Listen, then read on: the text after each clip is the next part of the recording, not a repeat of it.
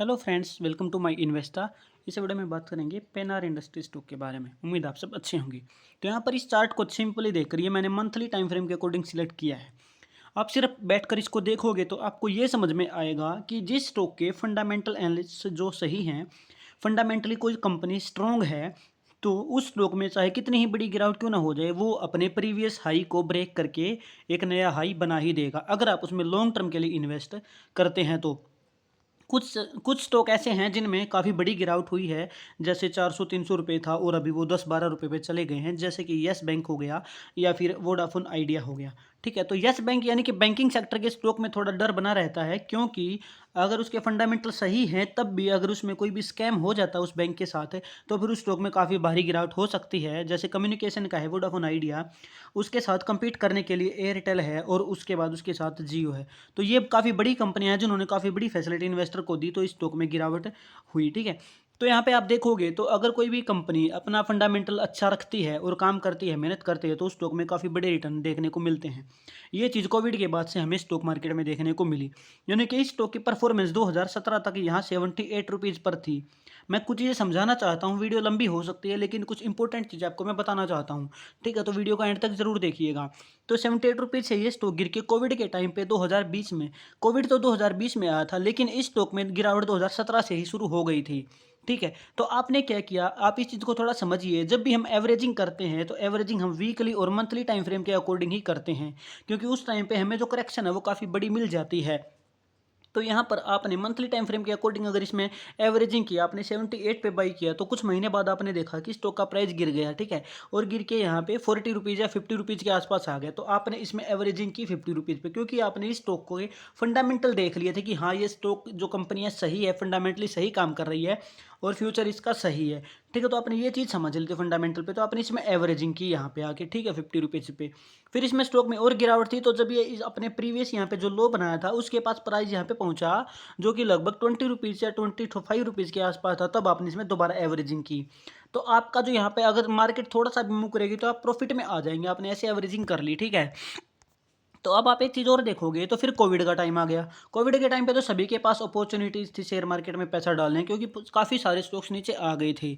ठीक है, तो अब यहाँ से ऊपर जब प्राइस जाना शुरू होगा, तो जब आपने यहाँ पर एवरेजिंग कर ली है दो जगह पे, ठीक है, आपने यहाँ पर एवरेजिंग नहीं की है। आपने सिंपली अपने प्राइस को पिछले टाइम फ्रेम को देखते हुए आपने अपनी प्राइस की एवरेजिंग 25 पे की है। स्टॉक गिर रहा है, ठीक है, नो इशू, आप अपना एवरेजिंग करके बैठ गए हैं। आपने 5 से लेकर 10 साल तक के लिए स्टॉक मार्केट में इन्वेस्ट किया है। तो उसके बाद आप देखोगे तो जब आपने 25 रुपीज़ पे एवरेजिंग की थी, तो अभी स्टॉक का प्राइस 215 रुपये चल रहा है। मंथली टाइम फ्रेम के अकॉर्डिंग आप देखोगे कोविड के बाद से इस स्टॉक की गिरावट किस तरह से हो रही है, हायर हाई और हायर लो बनता हुआ स्टॉक ऊपर जा रहा है। तो करंटली अगर इस स्टॉक में अब गिरावट होगी तो दोबारा से ये हाई कब बनाएगा, इस प्राइस से ऊपर, यानी कि लगभग 180 और 170 के बीच में प्राइस आएगा, कंसोलिडेट करेगा और प्राइस ऊपर जाएगा। ये आपने समझ लिया, मंथली टाइम फ्रेम के अकॉर्डिंग स्टॉक का इतना टेक्निकल एनालिसिस आपने कर लिया। अब आप इसको दोबारा से वीकली टाइम फ्रेम में कन्वर्ट करोगे, तो वीकली टाइम फ्रेम में कन्वर्ट करती है आपको चीज़ें बहुत ही क्लियर हो जाएंगी। बहुत क्लियर कैसे हो गई, जब आप प्राइस आपका मूविंग एवरेज 50 पे आ रहा है, तब तब आपकी एंट्री बन रही है, आपको और कोई ज़्यादा डाउट करना ही नहीं है।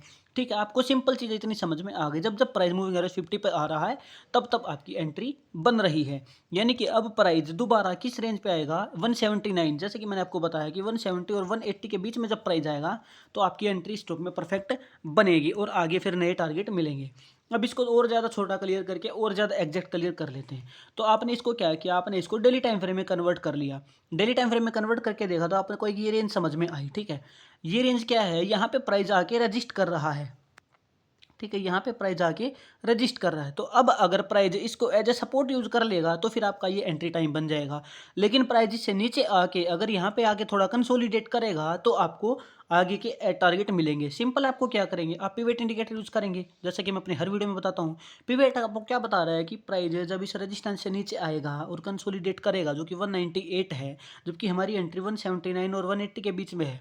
ठीक है, तो आपको यहाँ पे साफ साफ दिखा कि जब प्राइस R1 से नीचे आएगा पिवेट पे, या तो पिवेट पे ट्रेड करेगा, साइडवेज होगा, टाइम स्पेंड करेगा। अगर पिवेट को नीचे ब्रेकआउट करेगा तो आपका S1 जैसा कि दिख रहा है आपको 179, जिस पे पहले भी प्राइस आया है, यहाँ पे आप देख सकते हैं 3 से 4 जगह पर 12 ऐसे इसी रेंज में प्राइस आया है। तो अब संभावना यही है कि प्राइस दोबारा से इस रेंज पे आएगा। तो जब प्राइस S1 पे आके सपोर्ट लेगा तो आपका टारगेट सीधा सीधा R1 हो जाएगा 225, और अगर इसको ब्रेकआउट देगा तो आपका टारगेट 242 का होगा, क्योंकि इस कंपनी का जो स्टॉक प्राइस है टेक्निकल एनालिसिस देख रहे हैं तो हायर हाई और हायर लो बनाते हुए प्राइस चल रहा है।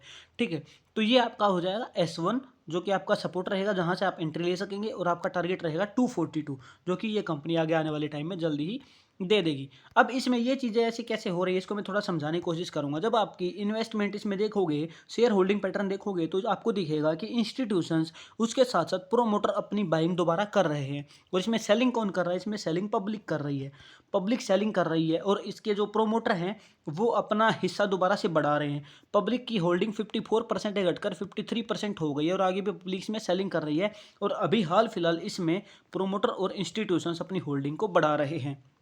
अगर इंस्टीट्यूशंस इसमें एंट्री कर रहे हैं तो इंस्टीट्यूशंस किसी भी कंपनी का फंडामेंटल किए बिना एंट्री नहीं करता, ये चीज़ आप समझ लीजिए। तो इस स्टॉक पे आपको नज़र बना के रखनी है, जो रेंज आपको बताई है उस पर आपको ध्यान रखना है। मैं कोई सेबी रजिस्टर्ड नहीं हूँ और कोई आपको इन्वेस्ट करने की सलाह नहीं है, लेकिन जो समझाया वो बहुत स्ट्रिक्ट समझाया है, इस चीज़ को आप नोट कर लीजिएगा। तो मुझे उम्मीद है मेरी वीडियो आपको पसंद आई है। अगर वीडियो पसंद आई है तो वीडियो को लाइक ज़रूर कीजिएगा और चैनल को सब्सक्राइब किए बिना ना जाएँ। Thank you very much.